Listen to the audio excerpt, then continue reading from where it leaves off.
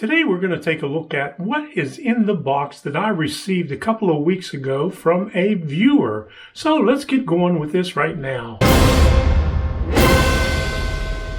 I'm Tom Kovichak, and this is Tom's Trains and Things. I received a box from Mark Kunkel a couple of weeks ago, and I did a short unboxing in the live stream on a Monday night. I didn't really take anything out of the packages because of the limited space. But now that I'm down here in the module room, well, we're going to take a better look at everything that we received here. Now, everything here is Tam Valley except for one tortoise switch machine.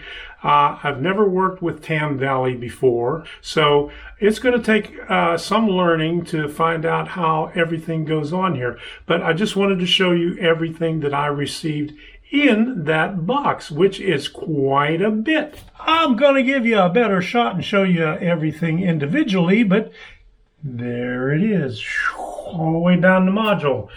I had to move stuff out of the module and move it in the back so you don't see it back there, but just to make enough room, because this is the only place that I had enough room to do it. So let's get going with that right now. First off, here is a bunch of the wires that I took out of the bag. Now, there's quite a bit in there. I haven't counted them, but you can see there is a lot of wires in there. So let's get back up onto the module and see what we got here. Let's start off at the very beginning here with the relays. Now, these are double pole, double throw relays. There's no part number on the relay board itself, but I got 14 of them. I guess the part number is based on how many you get in a bag. The 8-pack was DY5008, marked as DPTT 5-volt relay with Y. And then a 4-pack is DY5001 DPTT relay with Y. 14 of them right there. Now this one right here, I'm not quite sure what this is, but it looks like you could plug in like 3 sets of plugs on each one of these switches right here. I'm going to have to do a little bit further review of this. This may be something homemade, which it could be, but we'll have to look into that one a little bit further. I'll have to ask Mark about that one right there. See, I got 3 Octopus 3A modules where you could put in 8 input and 8 outputs on there. You got a cable on there where you can connect everything else. And then this one right here is a Octo 3 remote, and I'm assuming that this is used for programming. You could program 3 different sets of servos on there. I got 2, 4, 6, 8, 10, 12, 14. There's some still in the bag. FCB021 red-green fascia controllers. Also some of the mounts, fascia mounts for them, a little bag of those. Also got a crossover fascia controller, XFC001. Got one of those. This has 3 LEDs on it. And I'm assuming on these all you have to do is push the push button, and that will actuate the turnout. And here's the mount for the crossover, XCM001 crossover FC mount kit. Tortoise switch machine, our famous little tortoise switch machine, which works wonderful. Power supply for the servos. Now, let me take a good look at this. 12 volt. 5 amps, a nice little power supply for the servos. I got some bags and bags and more bags of connectors here. More connectors, all 3-pin servo connectors. More bags. Okay, I got the 4-pin communication wire. 2, 4, 6, 8, 10, 11 servos here.